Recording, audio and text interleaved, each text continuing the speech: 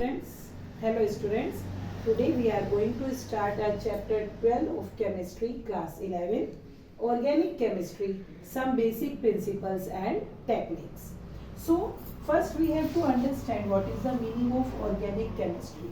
Organic chemistry deals with the study of organic compounds. The chemistry, the branch of chemistry which deals with the study of organic compounds is called organic chemistry. Now the question arises, what is organic compounds? Actually, organic compounds are actually hydrocarbons, you can say.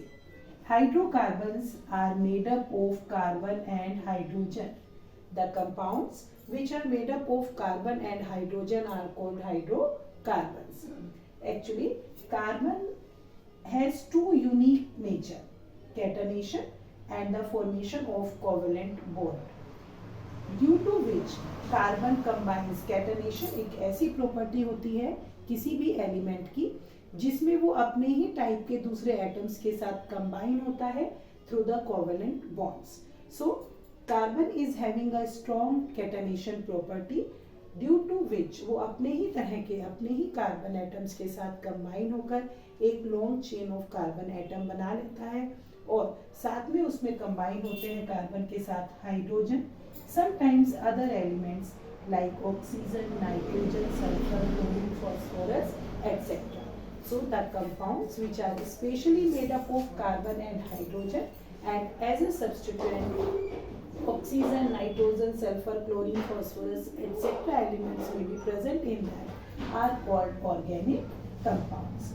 Okay, so if we start with the chapter 12, first the question which is 1 mark or 2 mark question, how many sigma and pi bonds are there in the given compounds. आपको कुछ organic compounds given हो सकते हैं और उसमें पूछा जा सकता है कि कितने सिग्मा या पाई बॉन्ड्स प्रेजेंट हैं. So it is very easy students, आपको जो भी स्ट्रक्चर गिवन हो आप उसका एक एक्सटेंडेड स्ट्रक्चर बनाएंगे. आप हर बॉन्ड को एक ओपन एक्सटेंडेड फॉर्म में रिप्रेजेंट करेंगे और फिर कुछ इस तरह से काउंट करेंगे कि हर सिंगल बॉन्ड सिग्मा बॉन्ड है and every double and triple bond is pi bond. Understood? For example this compound CH triple bond C, CH double bond CH, single bond CH3. मैंने इस कंपाउंड को extend करके लिखा है CH triple bond C, single bond CH, double bond CH, single bond C और इस C से attach है 3 हाइड्रोजन एटम्स. तो हर सिंगल बॉन्ड सिग्मा बॉन्ड होगा 1, 2, 3, 4, 5, 6, 7, 8, 9 sigma and every double and triple bond is pi bond.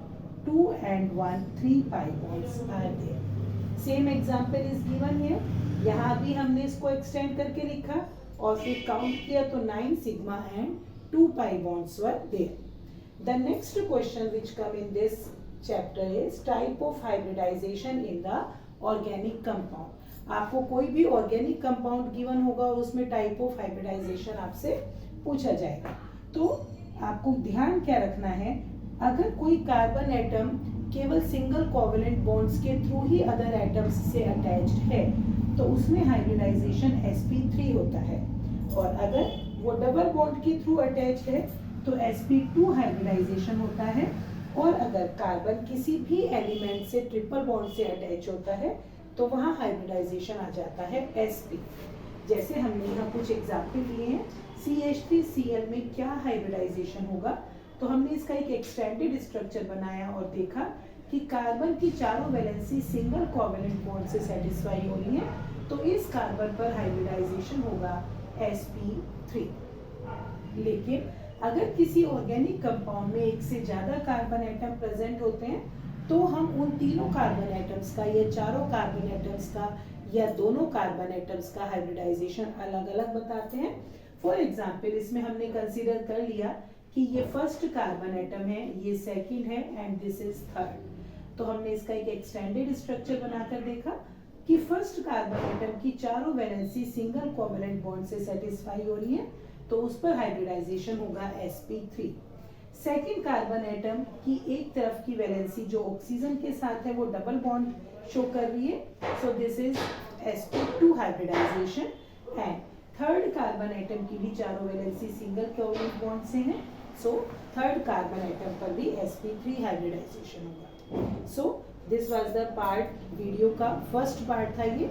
In the next part we will read about the classification of organic compounds. Thank you.